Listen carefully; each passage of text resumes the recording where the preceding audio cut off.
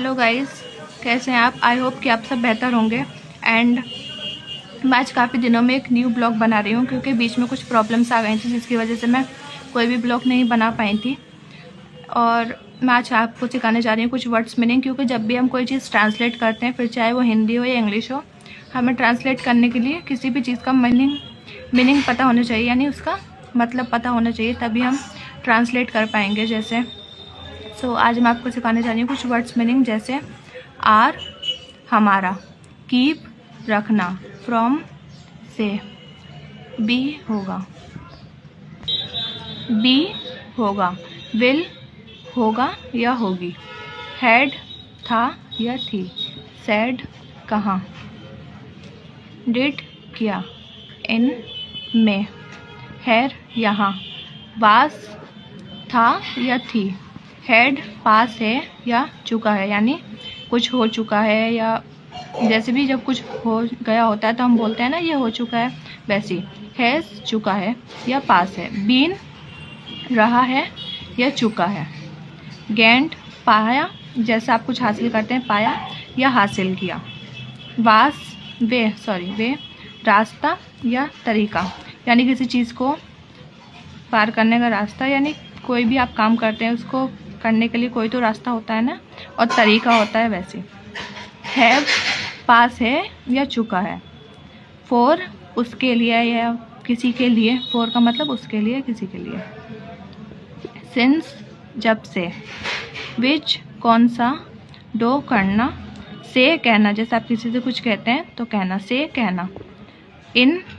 एक, डस करती है या करता है, हिज उसका, यानी किसी भी लड़की के लिए आप जब हिज का प्रयोग करते हैं, हिज वहाँ लगता है जब आप किसी भी लड़की के लिए प्रयोग करते हैं, उसका या उसकी लड़की के लिए होता है, हिम उसे या उसको, ये लड़के के लिए, देर उसका उसकी, गेट राइट थकना, यानी थकना, जैसे गेंट का मतलब थकना, जैसे बोलते हैं ना you get right very easily, आप बहुत जल्दी थक जाते हो, you get right very easily, deceive धोखा देना या छोड़ना, जैसे बोलते हैं ना डोंट डिसीव एनीवन, किसी को धोखा मत दो, दोस वे विथ साथ, यानी किसी के साथ, किसी के लिए, प्रॉपर्ली ठीक से या सही ढंग से, डिसर अच्छा, लॉट बहुत, कैन सकता है, सकती है, सकते हैं, इवर सभी, स्टे रुकना या ठहरना, अस हमें, हमको, अप ऊपर, यानी ऊपर ले जाना, प्रेजेंट उपस्थित, मौजूद, यानी जो मौजूद है वो प्रेजेंट, अनोदर दूसरा या एक दूसरा, जैसे कोई भी चीज़ होती है ना, एक पहली होती है, फिर दूसरी जो होती है, दूसरे में अनोदर लगता है, बाय द्वारा या से, इट यहाँ उसको, एम्ब्रेस गले लगाना, यानी किसी को एक्सेप्ट करना, गले लगाना, इफ़ अगर या यदि, इट पर, अबाउट बारे में, become banana. So guys I hope कि आप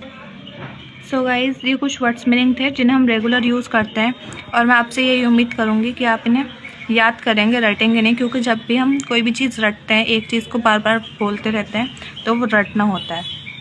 हम जब भी एक चीज़ को आप पढ़ो और उसे हमेशा ध्यान में रखो तो हमेशा याद रहता है आपको। आप ये वर्ड्स मीनिंग रेगुलर यूज़ करने वाले हैं, और आपको इन्हें याद करने के बाद ट्रांसलेट में आई होप कि आपको बहुत सपोर्ट मिलेगा। अब मिलते हैं न्यू ब्लॉग में, तब तक के लिए थैंक यू।